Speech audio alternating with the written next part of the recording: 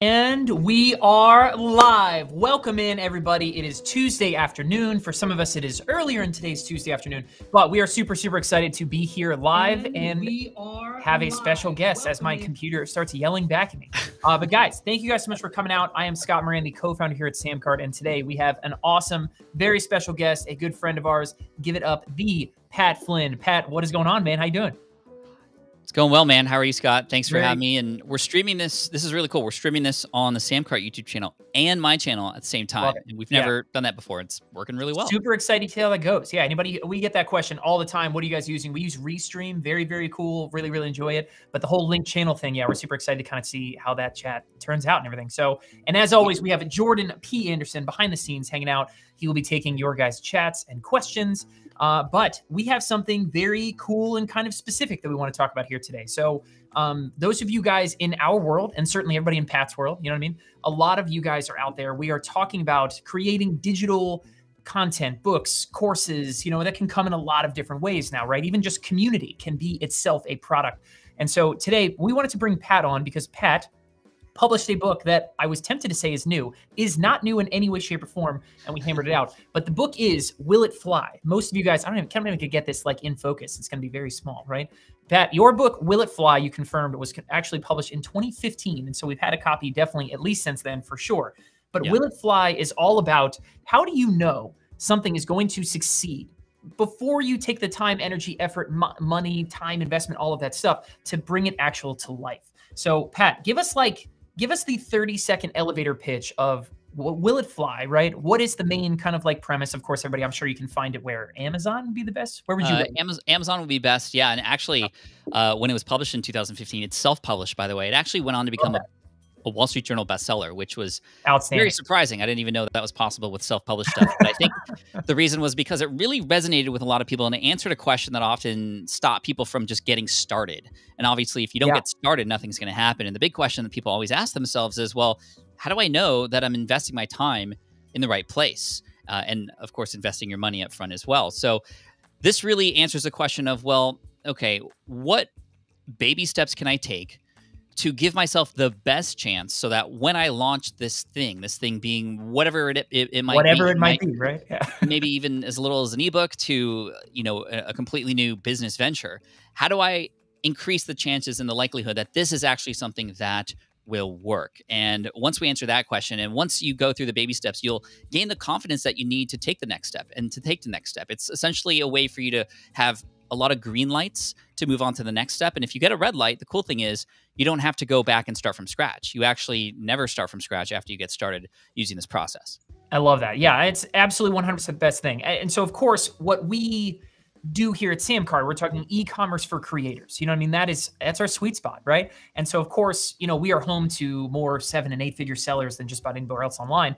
But there's also this wave of people that come in, they come to us with ideas, they have a side hustle, they have something, an idea, and they want to bring it to life. And so answering that question is so crucial. And I love how, basically, you know, just the idea that one, it can feel like a red light, but it's not really necessarily a red light right when you're getting started, can be something that stops anyone from moving forward at all. And so I love overcoming that big objection and sort of like, all right, how do we start getting that ball rolling? Because once that ball starts rolling, right, that's when things can really start happening. Right. And one of my favorite stories ever, I tell this one all the time, right, is there's a fitness brand on SamCart that is going to pass 9 figures in sales this year, and they came to SamCart with zero, exactly nothing. With a day job. How many more 7-figure and 8-figure and potentially 9-figure owners there would be if they just had the confidence to get started? Exactly. I mean, they're out there. Yeah, 100%. And so I know, and it's something that every single person who sits in my shoes or Pat's shoes, anybody who's talking to you from this end of a camera, you know what I mean? We have all been exactly there. And we've all been there multiple times. I mean, Pat, you have done a lot of different things in your life. How many times do you feel like you've hit that, like, do you still struggle with the, you know, the confidence to get started angle? Oh, of course. But it's confidence not because I don't think I can figure out. It's a lack of, it's almost a combination of excitement and fear all wrapped into one. Right. Right. And now I actually look toward where I'm uncomfortable. I look toward that fear a little bit as my next direction, because if I'm not expanding myself a little bit, if I'm not feeling a little bit of nervousness, then that probably means I'm complacent and I'm going to stay in the same place. Growth happens outside of your comfort zone, and starting a business is one of the most uncomfortable things you can do, but it's also some of the highest ROI things that you could invest in, right? So absolutely, it's so important to answer this question. I'm so glad that this book, even 6 years later, still continues to sell thousands of copies every single month. Love that. Absolutely love that. Yeah. And there's a big element there, right? Of sort of, is the juice worth the squeeze? And if you're uncomfortable about it, it probably is. And if you're really, really super comfortable about it, maybe it's not. Maybe it's not something that's worth that time, effort, investment, because all of us have a lot of things going on. We all have lives. Most people now with this, I'm sure a lot of people watching this are sort of considering, should I chase this idea thing, whatever, in lieu of investing time and energy and effort in day jobs, in normal everyday life kind of stuff. So, time and effort and energy is very, very important. And so we want to make sure and help you guys answer, how can I do that? And specifically, we'll relate that back to digital products, mainly courses, even ebooks. And so we'll kind of try to keep it like that. So those of you guys that are watching, you're watching on our SamCart channel, you're watching on Pat's YouTube channel, you're watching in our customer Facebook group. If you guys have any questions, drop them in the box down below. Wherever you're at, we will get them here on the side. Jordan can help relay them to me and us over at Pat. But if you have questions for me, questions for Pat, that's great. But we are going to tackle some of the main tenets of Pat's book, Will It Fly, as it relates to you guys and what you are creating. So, Pat, question number one. And it's a little bit self-explanatory, a little bit self-answered, but absolutely 100% worth asking. Can anyone be 100% confident before they start that something is going to succeed for them? Well, the truth is you can never be 100%. You can never know for 100%, but you can give yourself the very, very likely chance that you will succeed, because with this process, which I'm sure we're going to go through in a minute, but it really involves understanding who it is that you're serving. And when you understand who it is that you're serving, you understand the language that you're using and the problems and the pains that they have, you only create things based on what it is that people need help with. And that in of itself will get you 90% of the way, right? There's a lot more to it. But most people who I know, at least back in the day, used to start businesses by just coming up with an idea in their head, building the thing, and then kind of screaming and shouting from the rooftops, hoping people would come in. And, sometimes people would come in, but the truth is many times people wouldn't. And we would be left wondering, well, why not? I guess I'm not good enough. I guess this idea was bad. Well, just the origin of that idea came without research and without planning. And a lot of this book is the idea of going into and immersing yourself. Immersive empathy is the language I like to use when it comes to understanding who it is that you're serving. Because when you serve first and when you take that approach, the businesses almost kind of create themselves. Like, you can have a very much of an audience-driven approach to this, which is really amazing. And it takes the guesswork out of it. That's the whole point of this book. It removes the guesswork so that, again, you stack things in your favor. I love that. Yeah. And starting with problems and then finding solutions is such a great thing. We'll kind of touch on that in a little bit, but it's the whole reason that SamCart exists. We started SamCart because Brian and myself, we were our own customer. And the problem that we had was that the tools for selling what we needed to do online were terrible. They were either way too simple, way too complex. So we built SamCart, and here we are. And so, yeah, I always preach that from a major standpoint, starting from problems and really being the person to do the legwork and understand those problems, right? And you have some kind of framework stuff that we'll get into in a second to help people do more of that is such a killer starting point. I love that. And I wanted to highlight a specific quote from Will It Fly, but in lieu of being 100% sure. You can't be 100% sure about success, but you can be 100% sure about your failure. And what you said is a surefire way to predict the future is to take no action at all. When you do nothing, you get nothing. And so for all of us who are at that point of self-doubt and criticism, and every idea's got a counterpoint, in your own brain, that's the time we got to set that aside, because you guys can understand that doing nothing is the only way that you are definitely going to have a result, and it will be failure. So with that, I wanted to get into the idea of mind mapping, right? You talk about mind mapping a lot, and sort of just, it is what it is, right? We're going to put ideas out there, and there's no wrong answers, and we're just going to kind of go through it. But you have a structure in place, right? That I don't know if you call it the 3 Ps of mind mapping, but that's kind of how my notes run. As we talk about places, people, and product. Can you wrap us up, wrap a bow around that for us? Yeah, so mind mapping is, taking and untangling all the things that are in our brain about a particular topic and putting it out there on paper. What we're talking about here is actually creating what's called your market map. So when you choose a niche or a market to get into, a lot of times people go, okay, I'm just going to build something for that market and we'll go from there.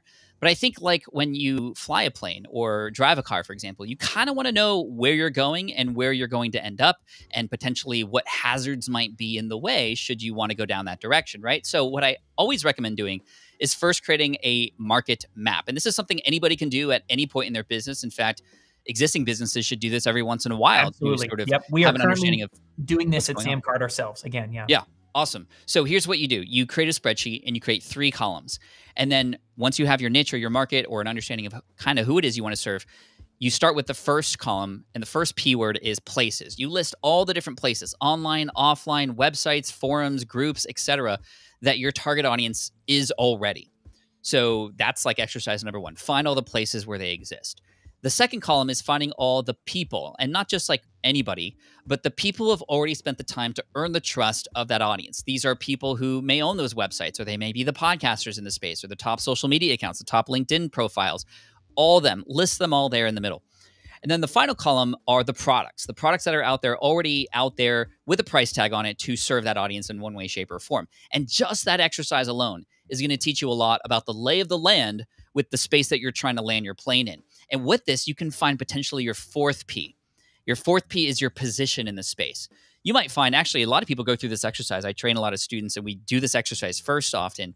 And when they have a number of ideas, they run this market map exercise across multiple ideas, and they go, wow, this idea that I thought I would enjoy, I'm already looking at this lay of the land here in this map, and I don't want to be a part of this. That looks dangerous to me. Right? I'm not excited about it anymore. And how great it is to learn that now before you put time, energy, and resources into it. Other times people go and they're like, wow, there's a very clear empty space of land that I can occupy, that I can set up my shop in this space where I'm no longer even a competitor in this space. I'm complementary to all these people that I found and all these places where they exist. And not only do you have more of an understanding of the space that you're getting into, which in and of itself is great, but you now have some amazing resources in front of you. When you want to market, when you create a product and you want to advertise, when you want to just understand what people are talking about, go to the places where they exist, which again, you already have on your list. If you want to partner with people, if you want to see the kinds of people that people resonate with in that space, you have a list of all those people already. Those are the people that you should be networking with, connecting with, and obviously maybe following on stage or following or listening to their podcast, etc. They've already spent the time to earn the trust. They've already made a lot of the mistakes that you don't have to make. And whether they help you directly like a mentorship or just indirectly through a virtual mentorship kind of thing, that can be a lot of guidance on your way to success. And then finally, the products. Now you can see what's out there. What are people paying for? What are people not paying for? It doesn't tell you the full picture, but it does tell you a big part of that story. And then if you also wanted to take it one step further, the 5th P would be the price. What's the price that people are paying? So you can understand the value of these things that are happening in the marketplace, like a literal value exchange, and you could see where you might insert yourself in that too. And that exercise alone will be absolutely huge because now you're not coming from nowhere. Now you at least have a map in front of you, which everybody uses when they venture into a new space. Love that. And I think one of the biggest things, just again, to sort of touch back on, why are we talking about this, right? You said at the beginning, this whole exercise, what Pat just outlined for you guys, is about taking out the guesswork. Okay. Mm-hmm. So many people come to us all the time and they ask questions. We have like Andy just asked down in the comments, right? I have a course idea about how to make my high school baseball team, right? Will it fly? And he's asking a question. So, and I'm not picking on you at all anyway, Andy, you know what I mean? But the idea is, okay, let's sit in Andy's shoes. Andy, before you go out there and start creating content and writing out things and renting camera equipment, or, whatever it is that you might do to go and create this thing, right? What is it that you need to understand in order to then continue forward, right? And outlining those 3 Ps and really extending to a 4th and a 5th one, right, is the kind of thing where you get to sit back and look at the playing field, right, and decide where your energy is best spent. And I absolutely love that. I think one of the coolest things I want to highlight too, right, because I think it's something people get wrong. Even if you've already read Will It Fly and you already have done this exercise, or maybe you're going to, do it after we have the stream here today, is I feel like a lot of people will get down and they'll start thinking about, what places are people hanging out, what products are they buying, those kind of things, and not go deep enough. You know what I mean? With the internet and where it is now, I mean, you could spend hours on any given topic just investigating like reddit.com and finding subreddits that belong to your niche and your people might be hanging out, right? You could spend hours clicking on recommended videos on YouTube and going from one channel to another and finding all of these properties out there that your audience is already paying attention to, and what those people are saying and what they're promoting, and what advertisements you're being shown before you watch their videos. And there's such an incredible wealth of places out there, Substack and Twitter and YouTube and just all these places where you guys can go and find out so much about your audience that was going to serve you so much better as you go through and do this exercise. Pat, in your experience, is there something like a big roadblock or a big, thing people miss when doing that, market map exercise? Yeah, a very common reaction to the market map exercise is, oh my gosh, there's so many people already serving this audience. Look at all the competition, right? There's no room for me. There's no there's so much competition. First of all, I like to immediately say, oh, but look, you've shown that this market is proven to work for people, right? So that's number one. People need things in this space. Number two, now we start to go, like you said, a little bit deeper. You want to immerse yourself in this space. Follow these people. You're going to get to understand that people like these people for a certain reason. And you're going to start to understand, well, what kind of person am I, and who or what can I bring to the space that's going to be a little bit different? I'm not the only person to have a course, for example, about podcasting. In fact, there's now hundreds of courses about podcasting, but people now like the certain style that I have. And also I can find, again, my unique position in that space. My positioning in the podcast course space is not just helping you get set up with a podcast, but it's actually the marketing that goes behind the podcast and how to get it found. And that's something that I know I have that's sort of an unfair advantage. And you should know what your unfair advantage is too. For example, I ran this exercise with a woman who is a dog trainer, and she wanted to start an online dog training brand. And there's a lot of, it's so populated. It's become the example that internet marketers use for copy. Yeah. It's like dog training, right? But she wanted to do it. And so she was a little bit scared because once she went through the gamut of all the people and the places, there were so many amazing creators. And she's like, I'm brand new. I'm starting from scratch. Nobody knows me. How am I even going to compete? Well, we decided to spend some time focusing on what her superpower was. And we found something. And it was something that she knew she was good at, but she never really stepped up to own it. But we decided that she was going to take that mindset of owning that particular superpower. And in this space, that superpower was training really violent dogs, right? So like really vicious dogs, you try to pet them and they'll bite your hand off. She can do that. She can handle that. But she decided to step up and own it. And you know what happened? She's actually now a perfect complement to these other bigger brands, so much so that now she's been invited on their podcast because this is her specialty. And now when they have customers who go, hey, my dog's very violent, what do I do? They go, oh, we should check out Amy because Amy's stuff actually speaks directly to that. And now she's of service to these other people who were once considered competition. And so this is where niching down is, and I talk about this in the book, the riches are in the niches. It doesn't mean you have to stay in there forever. That's another thing that a lot of people worry about is, I don't want to be pigeonholed as the violent dog trainer person. That's where you start. And then you can expand out after you start to broaden your horizons from there. Absolutely. Yeah. And I think, the uniqueness aspect of it, right? It's your, I believe it's a 5th P, right? We're talking about position, right?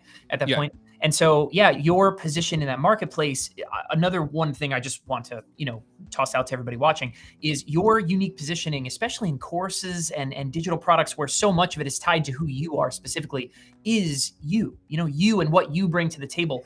There's a lot when we first got started in the baseball stuff, right? That was kind of our first foray, right? There was a lot of people talking about baseball stuff. I don't know if anybody out there is in the baseball world, but there's like infomercials that are from the 80s. And it's a mature kind of place in training people how to be better baseball players. But what really, really hit for us, right, was we took Brian's story, right? So Brian is my brother. Anybody who's not familiar with us here, we took Brian's story and injected it into what we make, right? So listen, it wasn't just here's how to be a better baseball player. It was here's how a little tiny guy became a college All-American, and that story really carried us into, making a name for ourselves. And then exactly what Pat said, right? You branch out from there. We had products that were about baseball and hitting, right? Really, really specific. And then by the time we were done with that business, we had 30 or 40 different individual offers that ranged all over the world, or all of the spectrum rather.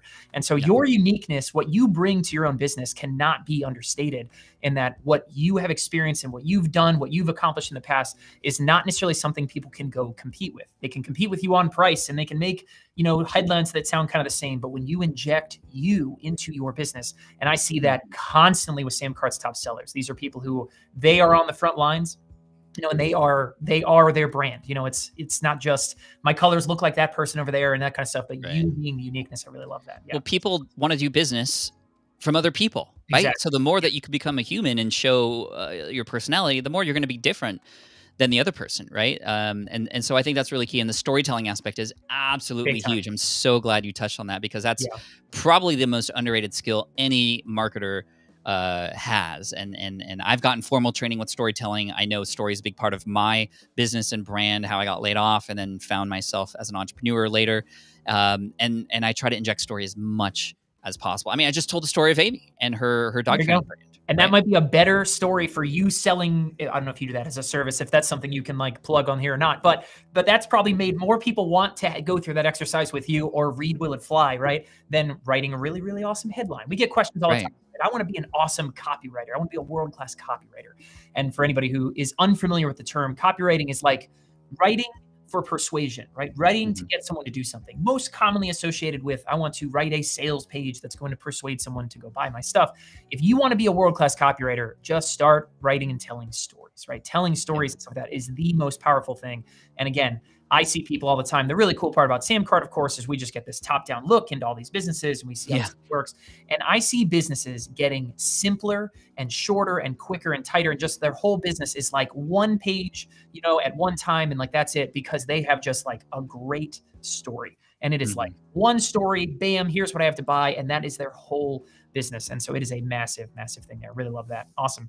Well, Pat, wanted to move on. So the next thing I wanted to talk to you guys about was you have a 4-step validation method. And I don't know if that's like the official like title for it, but basically the idea being, right, how can I take, I believe it's connected to the market. Is this like the next logical step in your mind, the market map? I mean, you're the author of the book. I don't want to like, you know. Yeah, no, you're absolutely right. Your notes are spot on. I mean, now that we have the market map and we validated that we do want to help and serve this audience, we validated that we do see some sort of spot that we can go. We now have to almost take a approach of, okay, well, let's make sure that that's true. So let's go to the next step.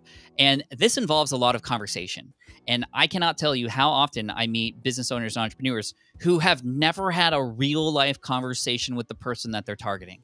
And that just like blows my mind, because you can have one conversation that changes everything. And this is why exactly, and this blows people's minds when I tell them this, but I have 10 conversations every month with brand new subscribers of my email list on Skype, or actually it's been Zoom now recently. Love that. And those conversations, which I don't charge for them, I actually would pay to have those conversations from my side, because the information I get back is gold. And what I'm doing in those conversations is I'm doing a few things. Number one, I'm just getting to know who my audience is, and really, again, immersive empathy. I can only have the best empathy if I'm actually there with them and chatting with them and understanding what their problem is. So this is another acronym, right? So we talked about the 3 Ps already. This is an acronym now that describes these 4 things that we need to do next. So the first one is, the acronym is plan. That's essentially what we're doing here. We're creating a legit plan to then go into the real validation, which is when people start spending money to vote for yes for this thing that they want from you. We'll get to that, I'm sure, in just a second. But the first thing is another P word, the problems.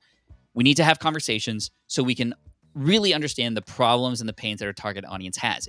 It would behoove us not to do this, because we can never assume. We have to actually find this out for sure. What's your biggest struggle right now? What's your number one challenge?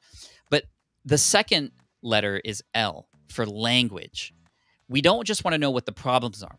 We want to know how they describe these problems. What words are they using? What phrases? And this is important. And we actually do keep a spreadsheet of these as well. And the reason is because those specific words in those order will tell you how to talk back to these people. So when you have a sales page, for example, we could just take from our spreadsheet here, from all these conversations that we've had in specific words and phrases that they've used, and put it right back as a headline on a sales page. If we want a really good subject line for an email, we don't have to make it up.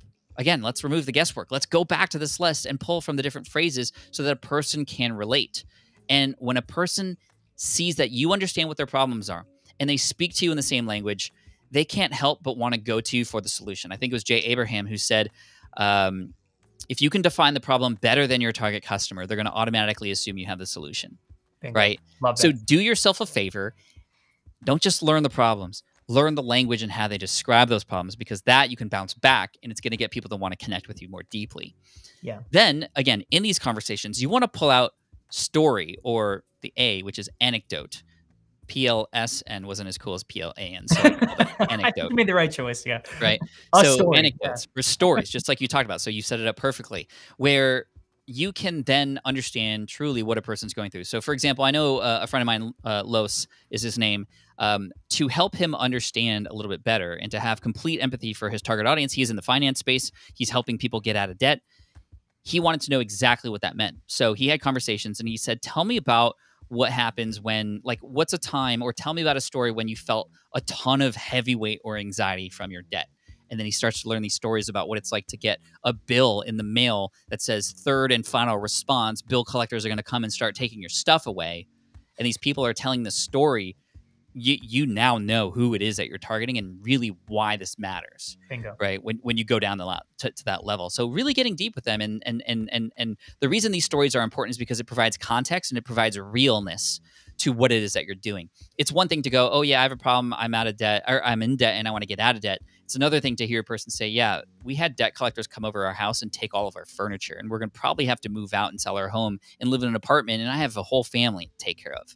Jeez. Now your work is even more important. And now you can find the end, which is the need. What do they really need at this point, right? Because you've probably heard what they want, and the want is what gets them attracted to something. But now you can understand what they need, right? So problems, language, anecdotes, and then finally the need. And that's where you then start to build something or create something like a prototype, or in this case, a course outline that you can go back to this person and say, hey, how does this look to you? This, based on everything we talked about, is what I feel is the right plan for you. Let's see.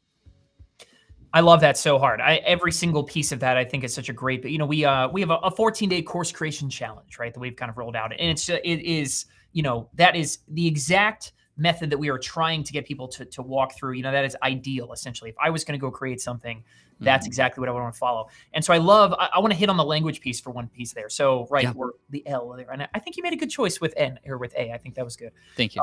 But the language piece, one of my favorite things is, software companies send out what's called an NPS survey, right? Maybe you've done it, Pat, for something that you put out there as well. Score, yeah. Yeah, an NPS score. Yeah, an NPS score. And so basically it is, everybody that's watching it, I'm sure, has seen it from Dropbox or somebody else, right? But it's, would you recommend this to a friend? And it's a 1 to 10 scale, right? And anyway, it doesn't matter. But the biggest mistake that we made for a long time with our own NPS surveys is that we did not include a blank big text box right underneath of that survey, right? So people would give us a 1 out of 10 scale, and that was kind of it. And we'd have to follow up and say, hey, sir, why would you give us a 10 or something like that, right? Or when we started collecting that feedback, we gave them like one sentence. Hey, in 10 words, tell us why this is, because we want them to be brief for some reason. But on the language note of your plan outline, right, the validation outline, that essentially what you want all of you guys, when you go and have those conversations like Pat is having with customers, I get on all the time like this with our customers. If anybody is on our YouTube channel, you've seen those videos as well. We encourage absolutely every single new employee has conversations with customers here at SamCart.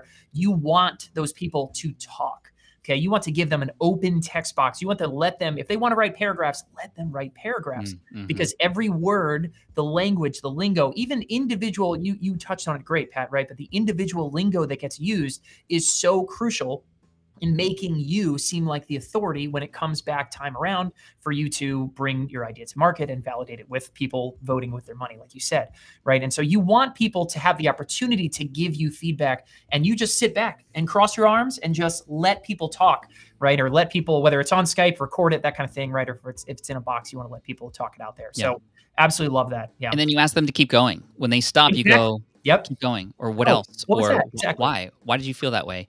Go deeper. And this is, I think, part of the benefit of having a podcast with, thousands of episodes. You learn that the gold lies way underneath the surface. Minute 36, right? Yes, it's always exactly. Like, man, you're going to get there and you're going to go to the end. that's my intro. You know what I mean? Like, that's the piece that's right there. That's exactly what needs to be on the front lines. I love that. Exactly. Yeah. And then on the needs part, right? I think needs is such a critical one, because there is such a big difference between, I call it like the creator fallacy, right? We as creators, we get out there and we start with a problem. We say, man, I really think people are going to love this. You know what I mean? We go and we make this thing, you spend time, you spend effort. And of course, Will It Fly is all about, let's flip this process backwards and let's validate the idea before we invest that time. But we fall in love with our creations. We fall in love with why we think everyone would really love this thing, right? And your plan flips that backwards and says, no, let's establish the need and then create to the need. And so I absolutely love just the very simple juxtaposition there, right? Between a customer saying, I want to get out of debt, right? Versus the real need is I need to protect my family from bill collectors. You know what I mean? You see the difference? Like you see how much more urgent what Pat is delivering there at the end of PLAN, right, is than maybe where you might have started as the creator, right? One great exercise that's famous, it's not come up with this at all, but we call it the 5, 6s, and 7s, right? And so you sort of start with, ask yourself a question, like, why would a customer want X? And they might say something like, get out of debt, right? And you say, okay, well, why do you want to get out of debt? And then you go to the next level down and say, well, I need more money, right? Or that's number 2. And then 3 would be, I need to provide for my family. And you get 4 or 5, and you keep asking that question, same question every time, right? Why do you want that? And go a little bit deeper, a little bit deeper. And when you get to 5, 6s, and 7s, that is where like the marketing gold really lies. That's where you're going to uncover the kind of stuff, Pat, like what you said, right? Where you get to the point where I need to protect my family. I need security. I need respect. I need, that's the kind of, and a lot of them you'll find will be pretty universal. You know what I mean? Those are our basic level human needs. They need love and respect, and a lot of those kind of things. But that's where they exist. They exist kind of down on that level. So absolutely love that. It's so funny you mentioned that, because that's the exact exercise I used to determine what the subtitle was for this book. For this book, right? For Will It Fly. Awesome. For Will It Fly. Because it's how to test your business idea so you don't waste your time and money. And that language was not anything I created. That came directly as a result of a survey we sent out with some open area to shoot text over. And by far, when I asked, well, what's the number one reason why you're not moving forward in your business? Time and money. I just don't want to waste my time. I don't have a lot of time, and I don't want to waste it. So I'd just rather not go down that route. So let's just bounce that right back onto people. And now this becomes the answer or the solution for that.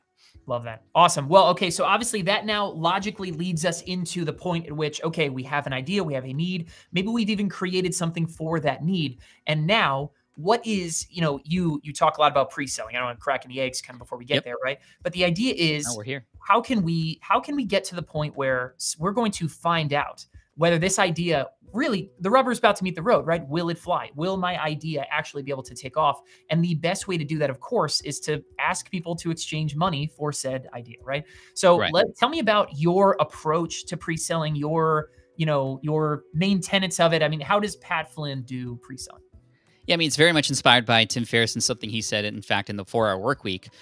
I don't know if you remember the section in the 4-Hour Workweek where he was setting up websites that had products that didn't actually have any inventory at all. Yep. But it allowed for people to click buy now, and then it said, sorry, we're out of stock, but we'll kind of see, if we can get it restocked later. And that's how we found out which items sold, more than others, because he literally asked people to buy. He didn't go, hey, which ones would you buy? He said, here are the options, go buy them, to really understand whether or not a person would actually vote with their dollars. And that's the same approach that I would take. However, you can take some micro transactions in place to start, especially if you aren't quite ready to start launching something. You could still validate the niche that you're in and the stance that you have on something. You could still validate in this kind of way. Maybe you create a small little mini guide or a mini course or an ebook to then get people into it. This is exactly what Michael Hyatt did before he created a lot of his stuff. He created some information, in fact, on his blog called, that was about building platforms, right? And this took off. This validated that people wanted more about this. He put it into a lead magnet and people downloaded it. So we had real transactions. People don't just give away their email addresses. They want the thing in return. So then that led to him writing a book about it, which then led to him creating a conference about it. And then he ended up selling that business a little bit later. But he had validation up front to know that he should move on to the next step. If you do a webinar, for example, webinar is a great way. Maybe you do a little bit of micro training on a particular topic that is a smaller piece of this much larger whole that you're offering. And here's the thing, if you don't get anybody to sign up and register for the webinar, well, good thing you didn't build the course yet, right? It doesn't mean that you have to start from scratch. It just meant that the way you position that free thing didn't resonate. There was not enough value that was shared in the messaging such that a person would stop what they're doing to go and sign up and be a part of this thing, right? And so this is the beauty of this process. You take iterative approach until you get a red light. When you go get a red light, you go back to the previous green light and you go, okay, well, that road was blocked. Let's go down this road instead, or let's go down this road instead. And this is where more conversations can happen, right? And this is the beauty of this. Instead of yelling at the rooftops and getting no sales and going, okay, well, I guess that didn't work. You can go, hey, here's the thing. Oh, wait, you're not interested? Well, why not? What's the disconnect for you? And you can literally ask people that question, and they'll tell you. They will literally tell you, well, that just seems hard. I don't have a lot of time. Oh, well, I guess I shouldn't make the course 12 modules. Let me see if I can rejig this so I can make it very simple and easy to use. It's going to be different for every audience, and you have to try, right? Here's a big quote that I learned from James Wedmore. He said, no matter what you do, you either get the result you wanted or the lesson you needed.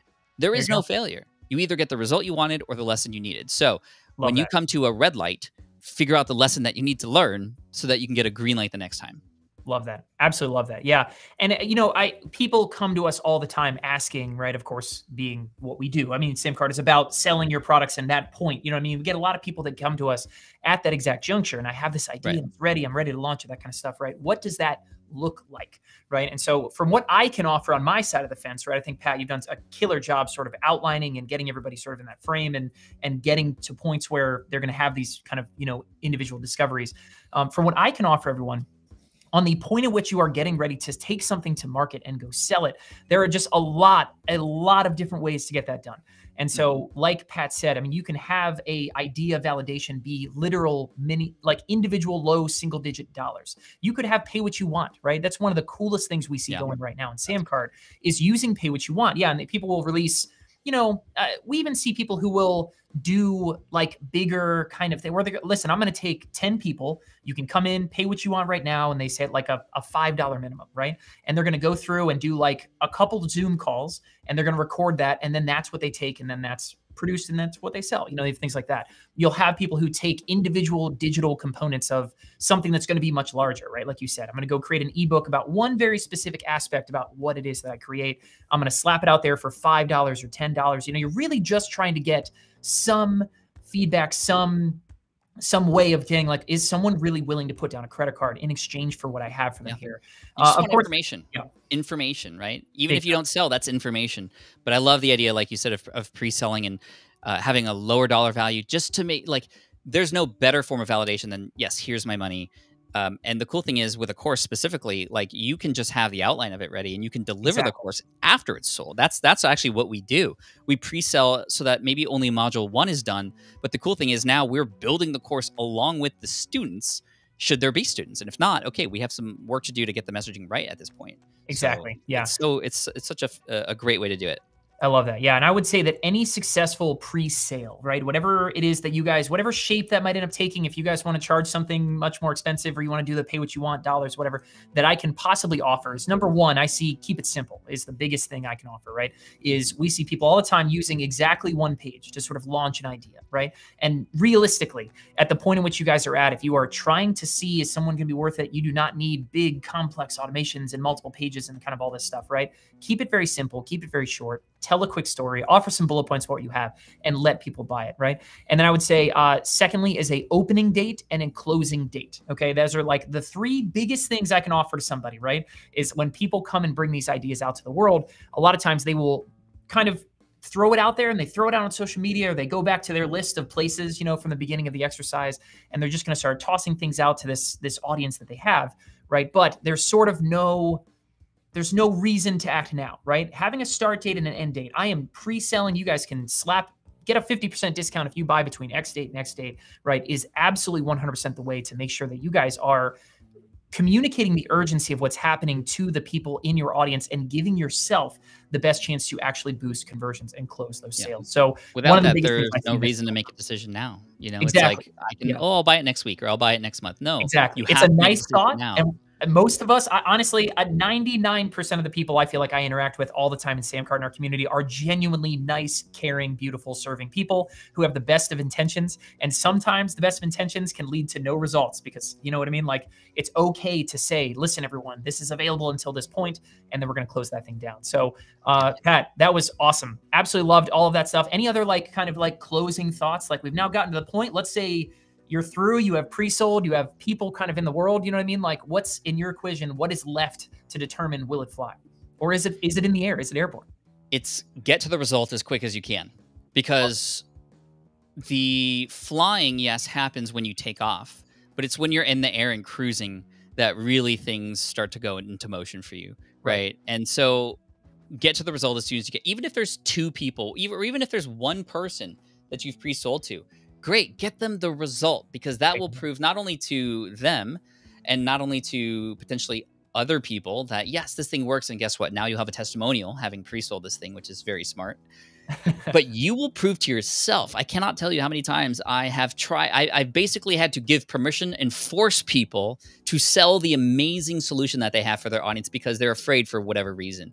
But the moment they get that one result in, that's why I often say, like, if you're having trouble, just find one person and get them a result.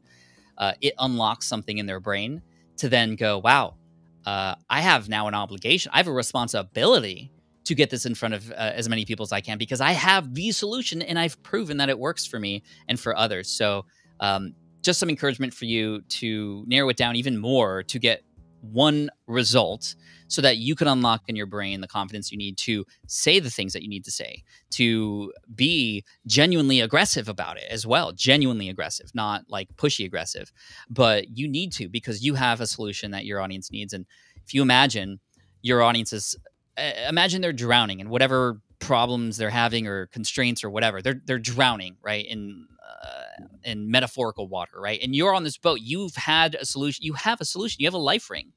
Are you going to go, you know what, Johnny, I'm not going to send this to you because I've never done it before? No, you're not going to go, you know what, I don't know if I'm going to throw this perfectly at you. Like I might miss. Are you going to tell them that, or are you just going to let them drown, right? Your audience is drowning. And so you can provide them the solution, and you shouldn't. It's a very selfish thing to say, oh, well, I'm scared. I've never done this before. What if it doesn't work? These people need you. So go out there and save a life. Yep. Let go of that life raft, everybody. No, I'm just going to hold on to it. Yeah. Awesome. Pat, thank you so much for coming out. We dropped a link down to Will It Fly, the not so new New York Times bestseller from Pat Flynn, an awesome application, whether it is that you guys are selling books, courses, services, brick and mortar. I mean, this is just great stuff for validating your ideas, taking it out, uncovering needs, right? And reinvesting, changing that strategy for your time and your energy being put into the right places. So if any of you guys out there, of course, are looking to sell digital stuff at all, we have some big stuff coming at SamCart. You guys can check out this month at samcart.com/coming soon. Pat, 100%, everybody should go subscribe to Pat's YouTube channel. You are just Pat Flynn on YouTube. It's like youtube.com/ is it just Pat Flynn, or is it? Yeah. Pat Flynn. I grabbed it early. Thankfully. There you go. Got it early. All right. There you go. Pat Flynn there. Pat, if they want to go check out more of what you're doing outside of YouTube, where would you send them? Yeah, thank you. And thank you to Ida, who just purchased the book, and Gwen and Louie, I saw you here. Thank you so much. Outside of YouTube, you can check me out, smartpassiveincome.com, and all of our education and things to help you from everything from affiliate marketing to podcasting is there. And again, a big shout out and thank you to SamCart. You guys have just incredibly continued to blow my mind with more and more solutions that are making things for us creators a lot easier to do. So appreciate you, and keep going, because you have an amazing thing. Thank you. Love it. Awesome. Pat, thank you so much for your time. Guys, thank you all so much for joining us here today. From all of us here at SamCart, and on behalf of Pat and the entire SPI team at Smart Passive Income, everyone, enjoy the rest of your day. We'll catch you all in the next one. Thanks, everybody.